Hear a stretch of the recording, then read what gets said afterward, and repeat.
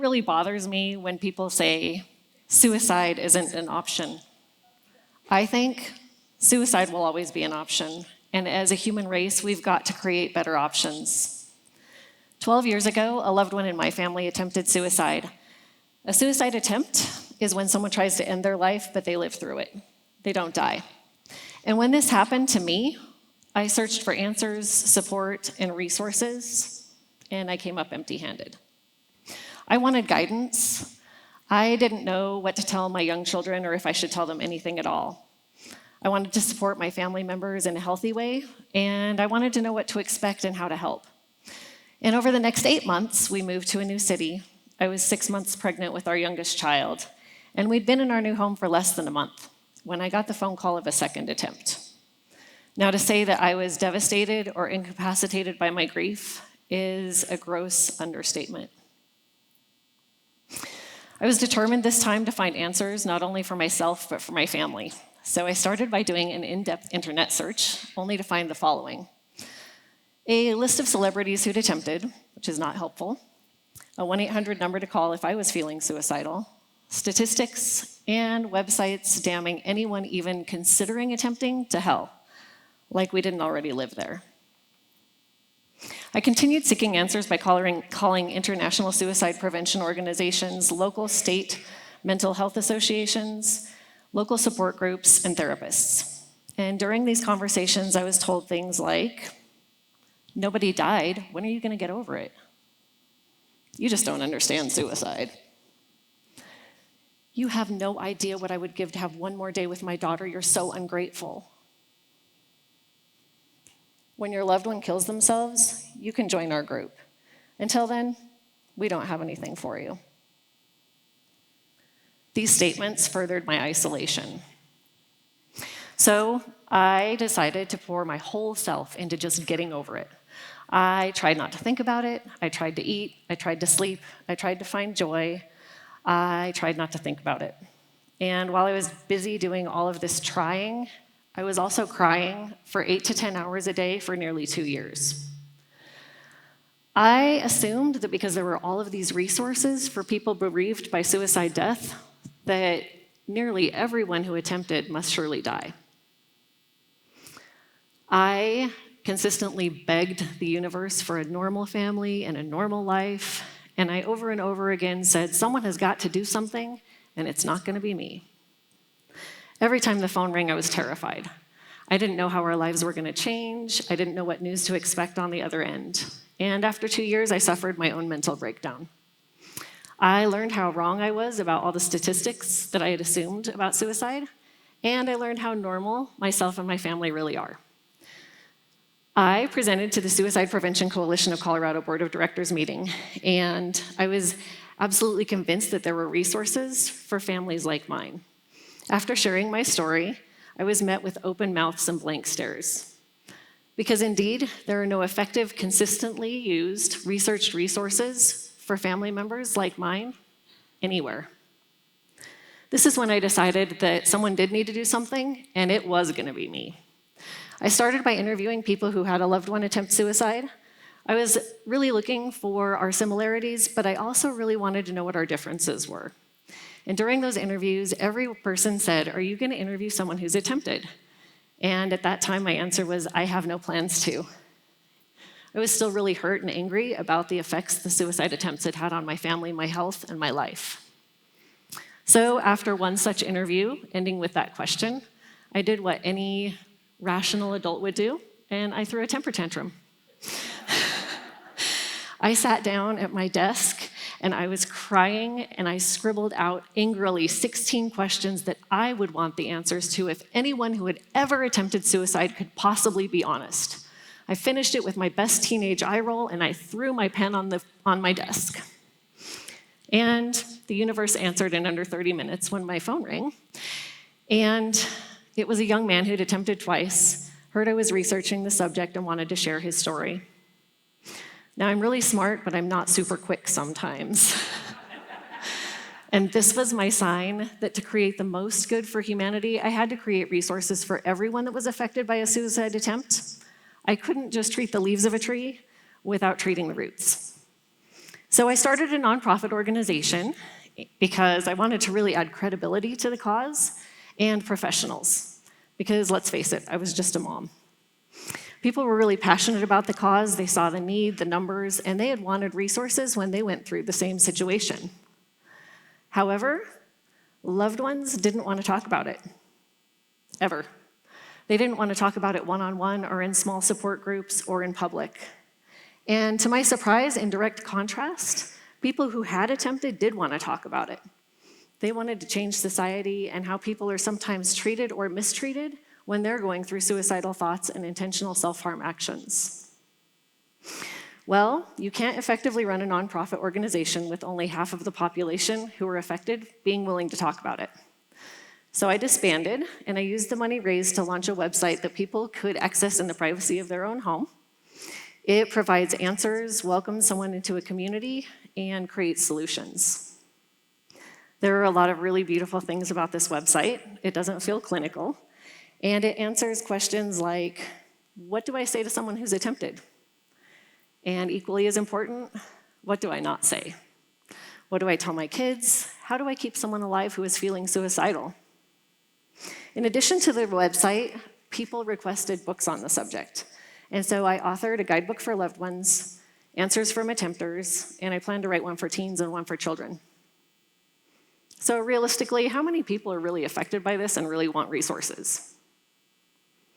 In 2016, 44,965 people died by suicide in the United States.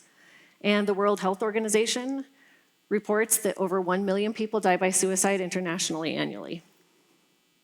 According to the Centers for Disease Control, there are an estimated 25 suicide attempts for every suicide death, and some estimates could be as high as 200 attempts for every death. These are estimates because nobody accurately reports or records attempted suicide or hospital visits, and many attempts are never reported, nor do they require hospitalization or treatment.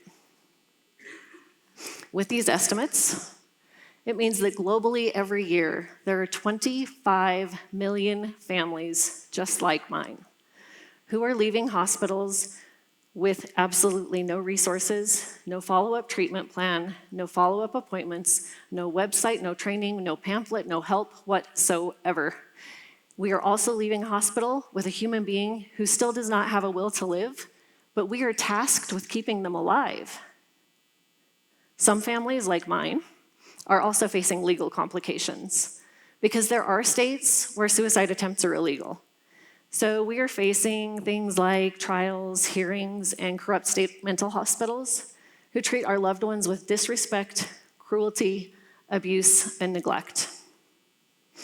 I'm going to ask everyone in the auditorium to get on your feet if you're able. Please stand up. And now I'm going to ask if you're in the middle section in rows A and B and 1 through 3, have a seat. The difference between the people seating and the people standing are that the people standing represent the percentage of the population who will struggle with suicidal thoughts in their lifetime. You may be seated.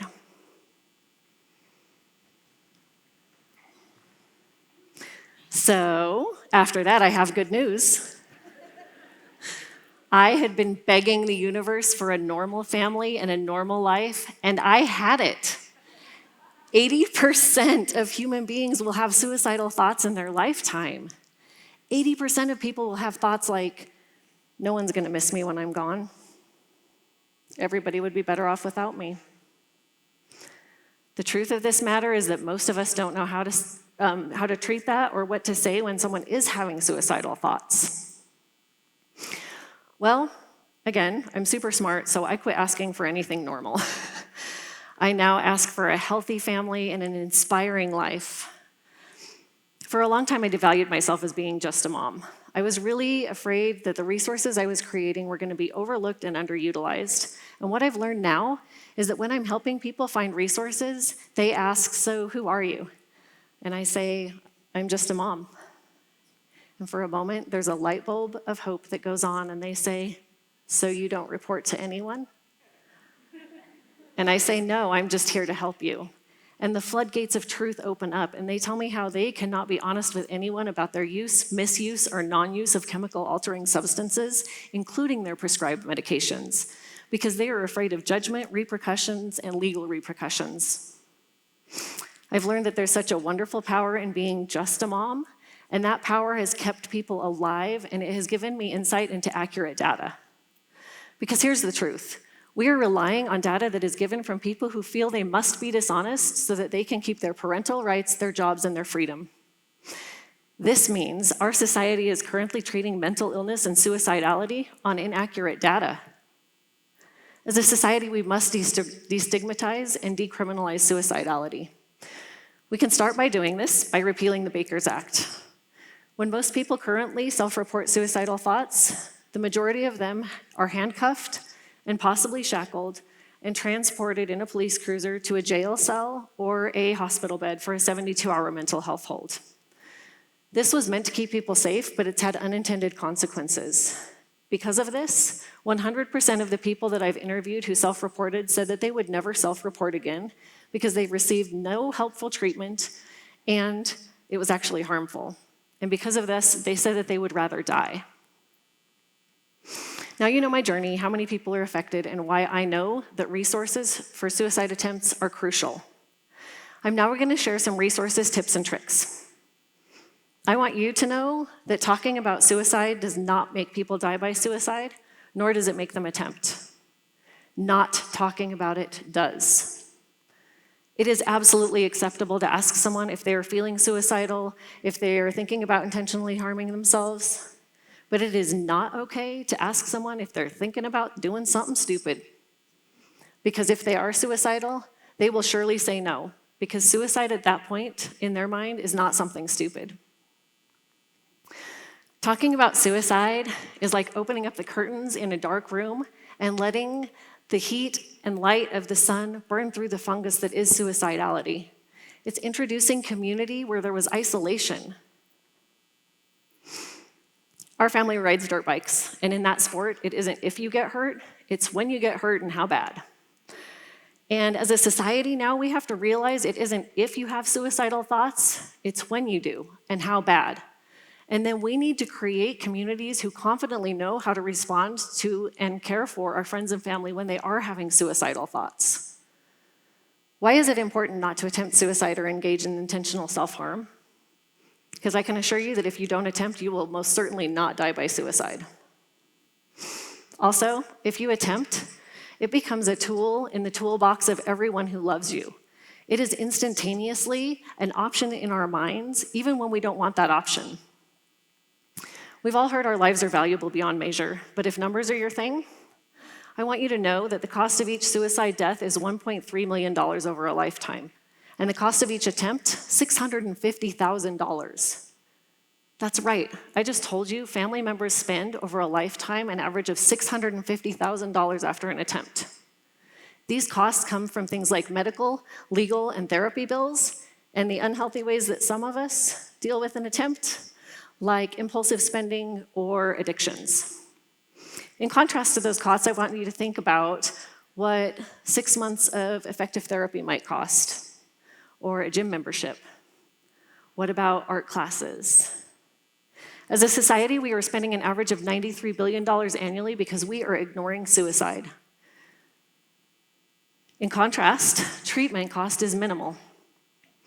And people must be empowered to be honest during that treatment for it to be effective.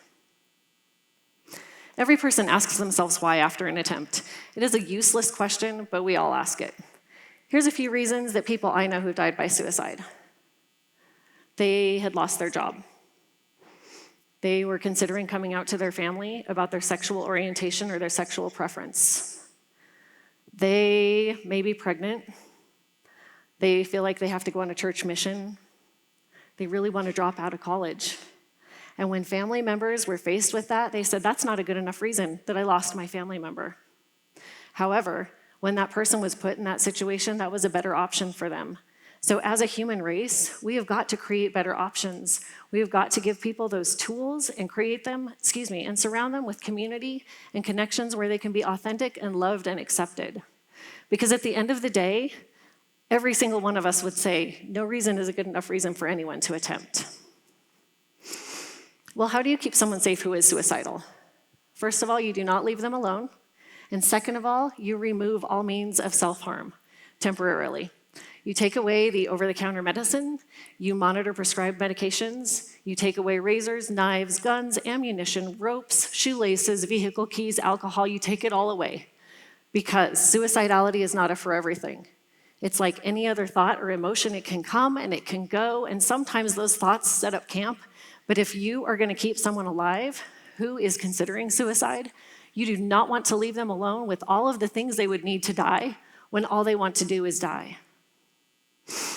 If you are suicidal, I challenge you to spend as much time planning your life as you are in planning your demise.